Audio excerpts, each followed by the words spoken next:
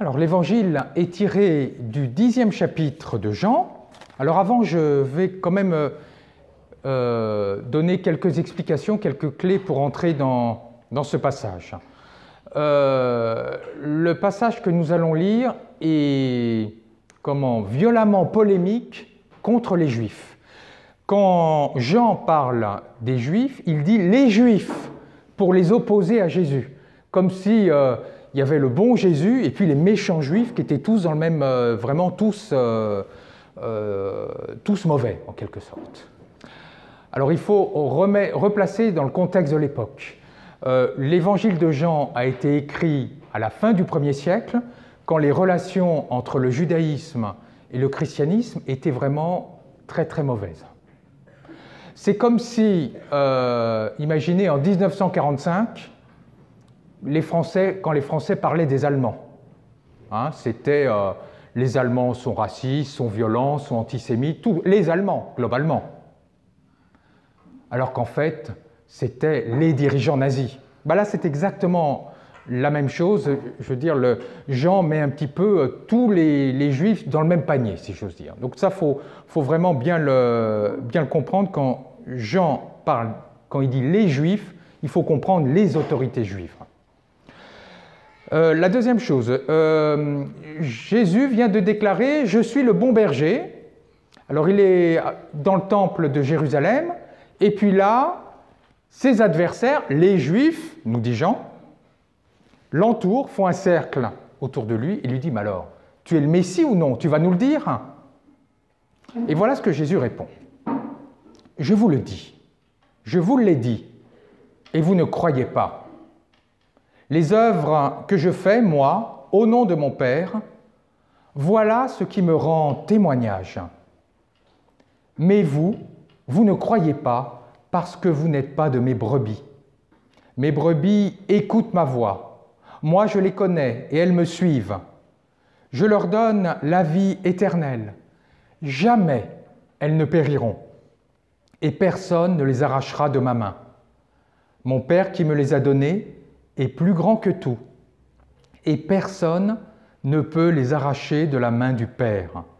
Le Père et moi, nous sommes un. » De nouveau, les Juifs prirent des pierres pour lapider Jésus.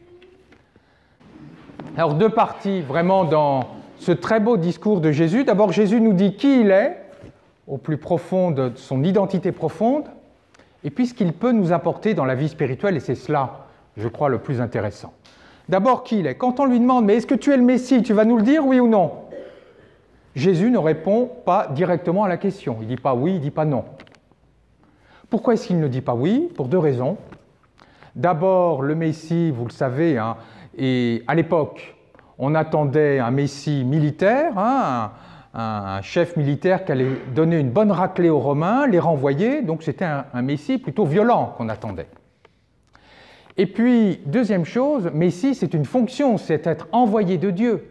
On ne peut pas réduire l'identité de Jésus. Jésus ne veut pas qu'on réduise son identité à celle de Messie. C'est comme si je disais, Minette est infirmière. Mais elle n'est pas que ça. Elle est mère d'une famille nombreuse. Elle est très pétrie de la culture camerounaise. Elle est pétrie du christianisme aussi, je l'espère, je le sais. Donc vous voyez, ce n'est pas qu'une infirmière. Eh bien Jésus, c'est beaucoup plus que le Christ. Et d'ailleurs, juste avant, quand il dit « Je suis le bon berger », là, déjà, volontairement, il va jouer sur une ambiguïté. Le berger, on l'a entendu à la première lecture, c'est le Messie. Hein, le Seigneur dit « Je vais envoyer un berger, il y aura un seul berger hein, qui sera un descendant de David. » C'est le Messie. Mais le berger, ça nous fait penser à qui aussi? À Dieu. Le Seigneur est mon berger, je ne manque de rien. Où nous avons entendu tout à l'heure lors du psaume 95. 95 tout à l'heure, le psaume qu'on a entendu, que j'ai lu tout à l'heure, psaume 95, nous sommes le peuple que le Seigneur conduit. Et là, Jésus est en train volontairement de par son ambiguïté, de dire, bah oui, je suis le Messie, mais je suis aussi Dieu.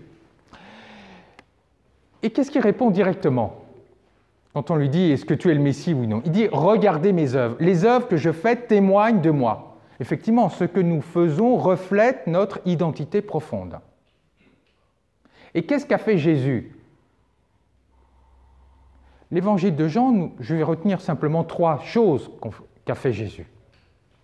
Tout d'abord, le premier signe qu'il a fait, c'est de donner à profusion du vin à Cana. Et vous savez, le vin, c'est le symbole de la joie, c'est le symbole du royaume de Dieu. Un autre signe qu'il a fait, rendre la vue à un aveugle, en disant « Je suis la lumière du monde ». Qui, lors de la création, a fait advenir la lumière? C'est Dieu. Après, Jésus va rendre la vie à Lazare, en disant « Je suis la résurrection et la vie ». Qui, lors de la création, donne la vie à tous les êtres? C'est Dieu. Jésus est en train de dire, quand vous regardez mes œuvres, vous pouvez comprendre que je suis Dieu. Et alors il va enfoncer le clou. Quand il dit, mes brebis, personne ne peut les arracher de ma main. Et puis juste la phrase d'après, il dit, personne ne peut les arracher de la main de mon Père. Tiens, la main du Christ, la main de Jésus et la main de Dieu le Père, c'est la même. Et ensuite de dire, le Père et moi, nous sommes un. Donc c'est clair. Et c'est tellement clair que ses adversaires veulent le lapider. Parce qu'ils disent dans la suite du texte, tu blasphèmes, tu n'es qu'un homme et tu te prétends l'égal de Dieu. Jésus est Messie, certes, mais c'est un Messie divin, il est Dieu. Donc ça, c'est pour la partie, j'allais dire, d'identité de Jésus, mais le plus intéressant, c'est qu'est-ce que ça nous fait aujourd'hui? Parce que qu'il soit Dieu, à la limite, ça ne change pas grand-chose. Si. Il dit cette chose suivante. Ceux qui font partie de mes brebis, je leur donne la vie éternelle. Pas je vais leur donner après la mort la vie éternelle. Je leur donne ici et maintenant la vie éternelle. Et c'est quoi la vie éternelle? Ce n'est pas seulement la vie après la mort. C'est être fils de Dieu. C'est être en communion avec Dieu. C'est être uni avec Dieu. C'est être en relation avec Dieu. Ça change tout. 2 exemples. Une personne qui souffre de la solitude. À partir du moment où elle est en couple avec une personne qu'elle aime et qu'il aime, mais sa vie est totalement transformée. Vous êtes d'accord? Un enfant qui est dans un orphelinat, à partir du moment où il est adopté par des parents qui l'aiment, sa vie est totalement transformée. Notre relation avec Dieu devrait totalement nous transformer. Quand nous entrons en relation avec Dieu, nous sommes dans une vie de joie, une vie de lumière, une vie d'éternité. Et ça, dit le Christ, personne ne peut l'arracher. Personne ne peut arracher mes disciples de ma main. Ah oui, mais alors quand on traverse la maladie, quand on traverse la perte d'un être cher, quand on traverse des séparations, quand on traverse n'importe quel type d'épreuve, est-ce qu'on peut toujours être dans cette vie éternelle? Est-ce qu'on peut être toujours dans la joie? Est-ce qu'on peut toujours être dans la lumière? Oui. Ah oui, c'est le Christ qui nous le promet. Ah oui, mais dire, mais non, mais je ne suis pas joyeux, moi, quand je traverse des épreuves. En fait, notre cœur, c'est comme un lac, un grand lac. Quand une tempête souffle sur le lac, ça balaye tout, ça trouble tout.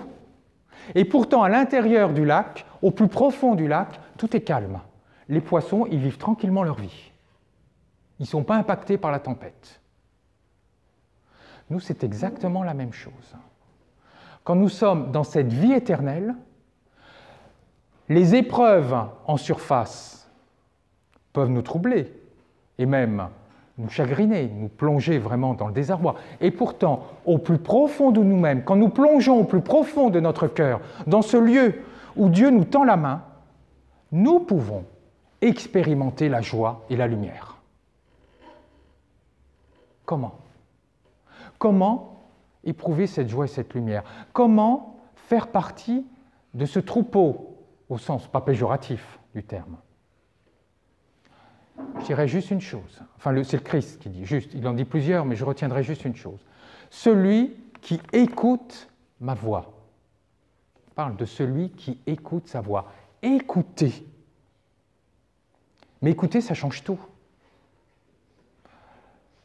Un médecin qui vous écoute d'une oreille distraite, en continuant à lire son journal, des fois ça arrive, ça vous est sûrement arrivé. Non, pas vous, Tillman, vous êtes un médecin exemplaire, mais vous savez, le médecin qui vous écoute d'une oreille, vous lui racontez que vous souffrez de martyre, et puis en fait il pense à autre chose. C'est pas ça l'écoute. Ou quand vous racontez à un ami un souci que vous traversez, puis il vous écoute d'une oreille attentive, vous le sentez, qu'il vous écoute d'une oreille qui n'est pas attentive. Non, l'écoute, c'est vraiment l'écoute dans la pleine présence, dans la pleine conscience, un petit peu comme la musique aussi. La musique, vous pouvez avoir une super musique, si vous pensez autre chose, si vous faites votre ménage en même temps, enfin vous n'en profitez pas. Par contre, vous pouvez, si vous êtes pleinement attentif à la musique, à une belle musique que vous écoutez, vous pouvez être transformé par cette musique. Et bien là, c'est exactement la même chose. Quand nous écoutons Dieu, quand nous écoutons la voix du Christ, nous sommes transformés, nous faisons partie de ses disciples et nous rentrons dans la vie éternelle. C'est tout l'enjeu de la lecture priante de la Bible, une lecture attentive, priante, profonde. C'est tout l'enjeu de la méditation chrétienne. Être ouvert, attentif